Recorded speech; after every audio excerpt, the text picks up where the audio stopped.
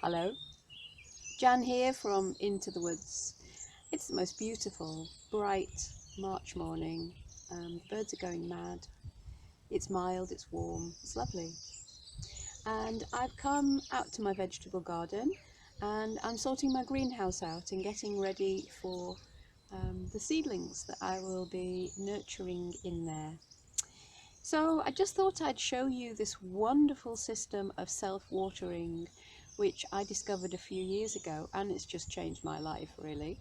I used to spend a lot of time in the spring looking after my seedlings, so they were in the greenhouse. That gave them plenty of light but kept them warm, it kept the frost off them.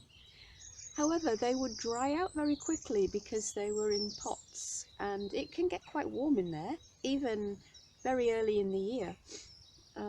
The greenhouse can get quite warm, and then the compost around the little plants would dry out and they'd die. So it was like having a newborn baby or a puppy or something. I was like out here 2 or 3 times a day checking on the water.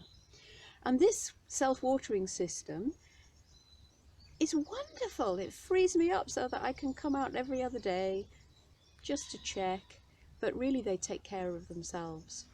So this is the system. I have a tray of some kind. This is actually a proper one, but I have other homemade ones. And into the tray, I'm just cleaning it all off at the moment and getting rid of any soil that's clinging to it and potentially diseases that could be lurking there. So there's a tray with something that holds up a platform, and then onto that platform we put a piece of absorbent cloth, so some kind of cloth that wicks, and this is just an open weave. You can use anything really. You can use an old t-shirt or an old jumper or anything, and that lies on the surface, but it dips down at the end into the well underneath. Now what this means is that I can fill the well underneath with water, and this will stay permanently moist, and I can sit my little seedlings on top and they will take up the water as they need it, and all I need to do is just come along and check that there's some water remaining in the well underneath, and hey presto, isn't that marvellous?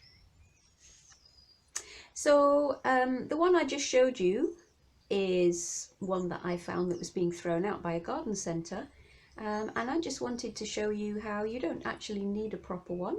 You can just make your own. And here's a homemade one that I have. So I have an old tray that was being thrown away. I have a seed tray that sits inside and acts as the platform.